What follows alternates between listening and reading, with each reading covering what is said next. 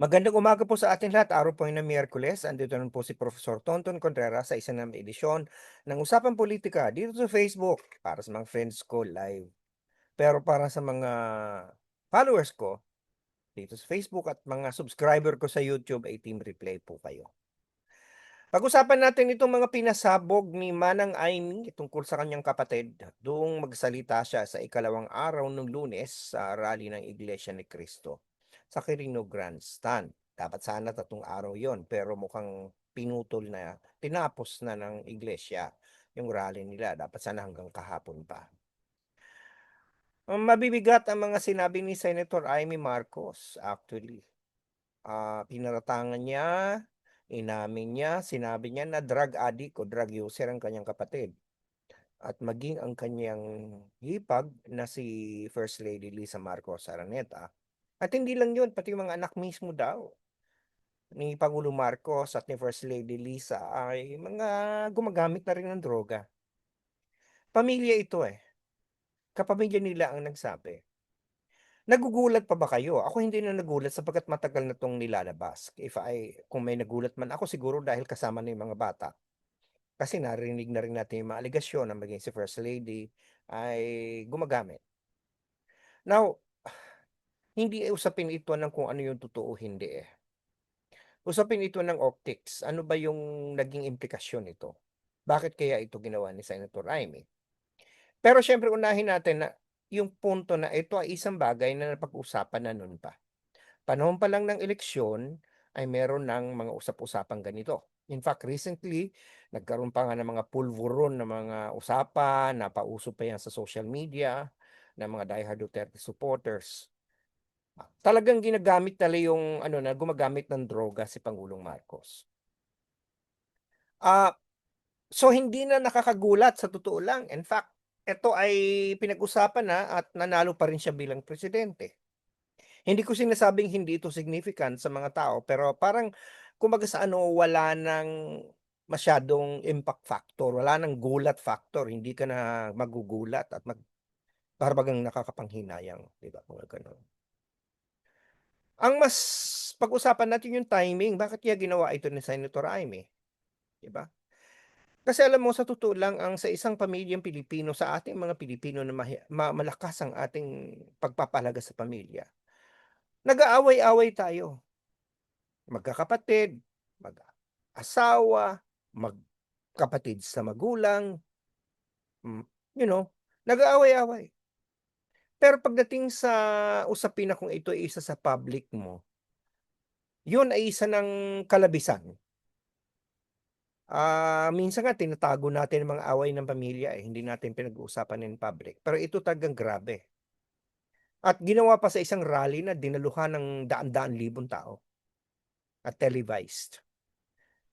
Now, the question is what pushed Senator Marcos? This is a decision that is not just out of nowhere. She planned this. And I can tell you the reason why.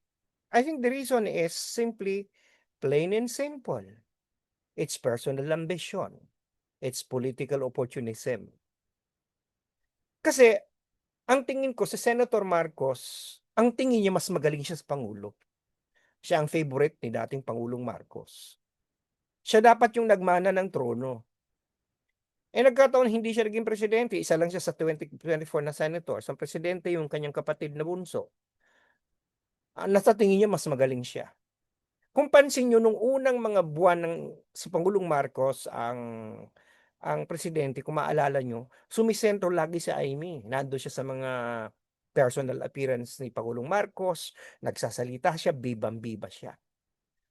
Siguro 'yun ang gusto niyang gawin at mangyari na bigyan siya ng mahalagang upuan ni Pangulong Marcos sa administrasyon. Para siyang Empress Dowager, para siyang, um, tawag nito, hindi naman yaya, handmaiden, 'di ba? Siya ay punong ministro, siya ay invisible power behind the throne, 'di ba? Kasi ang feeling niya mas magaling siya, eh. Pero hindi siya napagbigyan sa gano'n. Nakita natin hindi umubra yung gano'n at nakita natin siya ay ngayon nasa Senado, isa siya sa 24 senators. So, na andun yung sa tingin ko yung paninibugho, yung halong inggit na ako dapat ang naandiyan, right? Sa tingin ko yun. Tapos humanap siya ng kakampi. Kasi magtataka kayo na bakit naman sa isang kapatid, kung may nangaaway sa kapatid mo, isang tao na gusto pang ipahukay ang bangkay ng tatay mo na mahal mo, kahit anong away ninyo ng kapatid mo, ikaw ay kakampi sa kapatid mo. Pero hindi si Senator Amy. Talagang halatang-halata na siya'y kumampi sa mga Duterte. Iniligay niya na lahat ang kanyang baraha sa panig ng mga Duterte. Kasi umaasa siya na kung ano yung hindi ibinigay ni Pangulong Marcos sa kanya, matatamasa niya sa panahon ng mga Duterte. Bibigyan siya, baka gawin pa siyang vice presidente. Baka malay mo, bigyan pa siya ng importanteng posisyon. Sa madaling salita, personal na ambisyon. Naghalo ang paninibugho, naghalo ang inggit, at pumunta sa posisyon na dito ako dahil ito yung magbibigay sa akin ng magandang political na kinabukasan sa politika. So yun ngayon ang mas masakit eh. Kasi pwedeng awayin mo ang kapatid mo, pero ginawa mong public. At ito ay dahil sa ambisyon na politikal. At hindi lamang yun, kumampi pa sa kalaban ng kapatid mo. This is unforgivable in our culture. At nakikita naman natin sa reaksyon na kung ang nais ni Senator Amy Marcos na palakihin at palawakin ang kanyang political future, parang hindi nangyari. In her desire to destroy her brother and elevate Sara Duterte, she practically destroyed herself. She's a politically damaged person now. It will be very hard for her to, survive this. Kasi kultura na yung binangga mo eh. At saka kung ang inaakala ni Senator Marcos, makaka-convert siya, kasi sa politika kikilos ka lang kapag meron kang madadala. Eh hindi eh, ang mga tao naman kung sino yung nakumbinsi niya, sino yung pumalakpak sa kanya, yun yung matagal ng galit kay BBM, yun ang matagal ng gusto si Sara. Kung maghahanap siya ngayon ng mga dating BBM supporter, na dahil sa kanyang pagsalita na nagda-drugs si Pangulong Marcos, eh biglang nagbago isip at magiging Sara na, good luck. Kasi itong mga butanteng ito ni Marcos, kahit mga binabato na siya ay drug addict, ay ibinoto pa rin siya hanggang ngayon loyalist. So, wala siya na-convert na loyalista. Ay doon naman sa mga gitna, sa mga independent. Sa tingin ko wala namang ganong klase yung mga independent. Sa totoo nga, may mga taong hindi naman gusto si Pangulong Marcos, nagkaroon tuloy ng simpatya. Marami akong nakakausap na gano'n. Kasi ang kinakampihan niya palalo ay si Sara Duterte na so unpalatable to these people as well. So the only people she was able to not even convince but to reach are people who are already sold to Sara Duterte, people who are already diehard Duterte supporters, galit na kay BBM. Yun ngang yun ngang mga galit din kay BBM na hindi siya binoto eh, parang push come to shove, sabi nila, parehong gusto nilang mag-resign si Duterte at si Marcos. Pero because that's not possible, ay grudgingly, walang choice, di BBM na lang kasi lesser evil daw. So ito nga sinasabi ko kay Sara Duterte, kung you have to herself to blame. Sara Duterte has no one to blame but herself because she's acted like a brat. She acts sometimes like an unhinged person. Para siyang timang, kung meron ngang parang bangag, eh siya nga yata minsan parang bangag magsalita. Parang minsan parang di ba isipin mo, ano ba nangyayari sa babaeng ito? Parang napaka-slow magsalita. Tapos may mga ganun, parang iisipin mo, you know, and she has acted not above board. Kung may problema si Pangulong Marcos, mas malaki rin ang problema niya. Kaya ang mga tao napipilitan na sabihin, Diyos ko naman, wala naman kung kahit ang presidente si Marcos at hindi yan perpekto, if push comes to shove, we'd rather have him than her, 'di ba? Oh, at ngayon dinagdagan pa nito ni Imee, 'di ba, na culturally gumawa ng isang bagay na taboo. Kasi imagine yun, ilaladlad mo, ibubuyang-yang mo ang dumi ng pamilya mo kung totoo man yan, 'di ba? Sa buong bayan, tapos halata naman na sarili mong interes ang tinitingnan mo at ang kinampihan mo pa kaaway ng kapatid mo. Ewan ko lang sa inyo kung mapatawad yung kapatid ninyo 'pag ginanyan kayo. Tanong ko yan sa mga DDS, kayo ba 'pag ginanyan kayo ng kapatid niyo mapapatawad niyo, 'di ba? So it is, and the timing itself is, alam naman natin na gusto niyang magsalita sa panahon ng ano, ng ganitong may mga nagko-call na sa kapatid niyang bumaba, 'di ba? May mga kumikilos na gustong i-undermine ng gobyerno. Sinabi niya 'to hoping that it's going to come up with a snowballing of the resistance and opposition to her brother.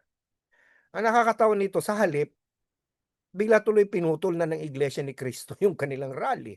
Sa halip na pahabain at magkaroon ng day 3 hanggang day 2 na lang. So ang tanong nga ng mga tao dito, alam kaya ng Iglesia ni Cristo yung gagawin ni Senator Amy? I doubt it. I don't think so. Baka mismong head leadership ng Iglesia nagulat at parang hindi nila alam na gano'n pala ang sasabihin. Kasi sa simula pa lang nung rally, 'di ba, sinabi na nga ng iglesia na itong rallying ito para sa accountability and transparency. It has nothing to do with changing Marcos. This is not an anti-Marcos rally. It's not calling for a coup or a revolution or an constitutional process, 'di ba? Walang gano'n, hindi nga nila pinapasali yung mga nagra-rally ng kabila nung mga hindi naman in congregation may hawak na resign Marcos, 'di ba? So it's very clear that the Iglesia ni Cristo wanted to limit the rally to a ritual of accountability, because of the flood control controversy, 'di ba? So kita naman natin na sincere naman sila doon. So malamang pati sila nagulat. So kung alam mo, eto yung nakakaano dito, kung meron mang nasira dito, si Senator Marcos ang nasira dito.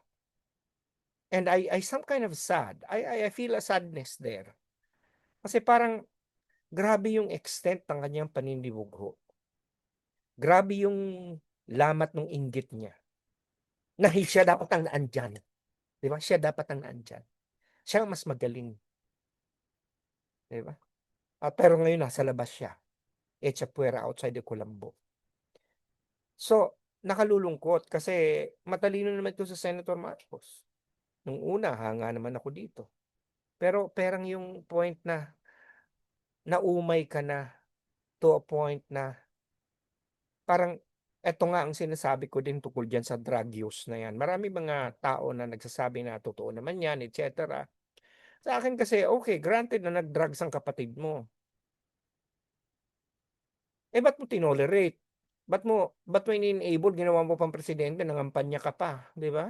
Kung alam mo palang incompetent siya dahil nagda-drug siya, ba't mo pa pinush na maging presidente? Ba't mo pa kinampanya? 'Di ba dahil siguro gusto sa tingin mo kapag siya ay presidente na mahahawakan mo siya sa leeg, gano'n ba?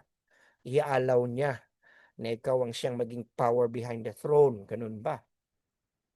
At ang hindi ko gusto yung nangyari na parang inamin niya pa na nung 2016 daw, ito daw si Pangulong Marcos nasa drug list watch list ni Pangulong Duterte at pinakiusapan halos daw manikluhod siya kay Digong na huwag banatan ng kapatid niya, unahin na lang yung mga drug pusher. Na parang sa halip na makatulong, lalo pa niyang sinira ang imahe ng Pangulong Duterte na gano'n pala yung war on drugs, negotiable, puwedeng pakiusapan. Kapag mga artista at mga sikat ang mga drug, addict ay puwede mong pakiusapan, pero yung mga mahihirap na mga drug pusher o drug seller dahil walang pangalan, you know, puwede mo na lang patayin, puwede mo na lang palabasin ng laban, 'di ba? It's just doesn't add up, 'di ba? At tapos nandiyan pa yung anggulo na paano naman daw magiging adik si Pangulong Marcos, eh, isa na lang ang kidney, all this stuff. But for me, sa akin ganito yun, eh, I believe in redemption, I believe in people changing, not only their minds but their ways. I don't even care whether the president used drugs in the past. I'm sure many of you already tried marijuana, tried this thing. I did that too when I was young, once, but I didn't like it. We all had our sins when we were growing up. But what is more important is now. Ano na ngayon? Eh, ang hirap nito, mga tao, parang you could just move on from that. The question is, fine, there are allegations that the president is a drug user. But is it undermining his presidency now? Yun ang tanong. Napapabayaan niya ba ang trabaho niya? May mga desisyon siyang palpak. May mga desisyon siyang maaaring hindi mo suportahan. But yung ba ay dahil sa drug addict siya o drug user siya? It's not even an impeachable offense. Kasi hindi mo naman pwedeng impeach ang Pangulo sa mga kasalanan ginawa niya in the past. At ang paggamit ng droga, hindi yan high crime. Nagiging crimes lang yan na impeachable kapag na-undermine yung, yung public trust, yung betrayal, etc. Napapabayaan ba niya trabaho niya? Di ba?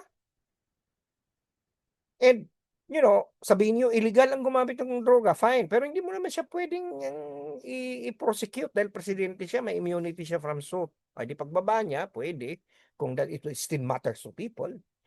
But the point is, I think let us go to the fact of the matter. He is now trying to lead the country against this corruption. He may have had a part in it, but it's beside the point. The point is, he's trying to do something. He's trying to change. He's trying to do something about corruption. Doon ako natatawa din dito sa mga taong, wala naman ginagawa, tagal-tagal, etc. Sabi ko naman, Panginoon ko, 3 buwan pa lang, may mga naares, may mga nakakasuhan na, may mga sinusubasta ng mga kotse. Huwag niyo namang madaliin. Alam niyo, gusto niyo na, ayaw niyo na si Pangulong Marcos maging diktador, di ba? Pero gusto niya maging diktador na wala ng due process. Sige na, go na. Sampan agad ng demanda yan, di ba? I-cancel agad ang passport ni Saldico kahit wala pang kaso. Hindi ba? So, the point is, we have processes. So, yun namang mga sinasabi na dapat mag-resign siya, para pa, anong point dito para mag-resign? Papalit si Sara, di ba? Eh, you're parang natin kumuha tayo ng martilyo, ipupukong natin sa ulo natin. She's not better. She's a lot worse. Oh. Tapos, ang point na, parang, ang iisipin natin ang bayan. Bakit? Ano nangyayari sa bayan? Di ba? Ang mga tao, 80% ng mga Pilipino ayaw ng coup. Ayaw nila, gusto natin demokrasya. So, alam ko, hindi perpekto ang bansa, hindi perpekto ang presidente. Pero sabi ko nga, suporta na lang natin dahil yun na lang ang nagliligtas sa atin sa kaguluhan eh. Ang gulo na nga, huwag na natin guluhin. Tama? Let's just try to help. Yung iba ay parang, there is some kind of a death wish. Ito namang kaliwa, wala nang ginawa. Sapagkat left naman sila. They want to put up a junta of may konsyensya mga tao. Anong tawag mo dun? Demokrasya. Hindi elected na grupo na compose nila Percy Sendanya at ni Tenyo at kung sinong mga nasa kaliwa, hindi ba? Ano yun? Ano tawag mo dun? Extra constitutional means pa din yun. Hindi halal ng tao. Ayaw natin sa munta ng militar, ayaw ko rin doon sa ganung klase ng munta. Pareho lang yun. Diba? So magtulong na lang tayo. Punahin na lang ang Pangulo pag malamali ang ginagawa. Pero itong mga ganito na nangyari, lalo na yung nangyari sa kapatid niya, nakalulungkot. Pero buti na lang marami pa ring tao ang nag-iisip. Marami pa ring tao hindi pinabadala ng kanilang mga galit. Alam mo, cynical ang mga tao ngayon para bagang puro naman niya may problema Lula lang tayo sa kung saan tayo hindi magka-crash bilang isang bansa. Dun na lang tayo sa, ah, puwede nating ma-tolerate, dun na lang tayo sa lesser evil, talagang ganun na lang talaga yun. O sige na, sana nakapagturo ko sa inyong kaisipan, napluwas ko yung mga puso at napabago ko man sa buhay, lalong-lalo sa usapang pulitikal. Dahil sabi sa akin ng Lasal, "Teach mind, touch heart, and transform lives." At sana nakapagsilbi ako sa bayan dahil sabi sa akin ng UP, "Serve the people." Sa Biyernes po, kita-kita. Biyernes po mukhang mukhang ako ay hindi makakapag-usapan dahil meron akong biyahe sa Biyernes. So, promise, I'll make up to you sa Saturday, baka sa hapon ng Sabado, okey, dahil may klase ako sa umaga. So sige, Sabado ulit tayo magkikita-kita, wala po tayong usapang pulitika sa Biyernes, sinasabi ko na po sa inyong pauna ngayon, bagkat ako po ay may gagawin, may a-attend po ako ng isang workshop. O sige, lagi kong sinasabi, UP naming mahal, Ani mo Lasal. See you Saturday. Bye for now. Ingat po tayo.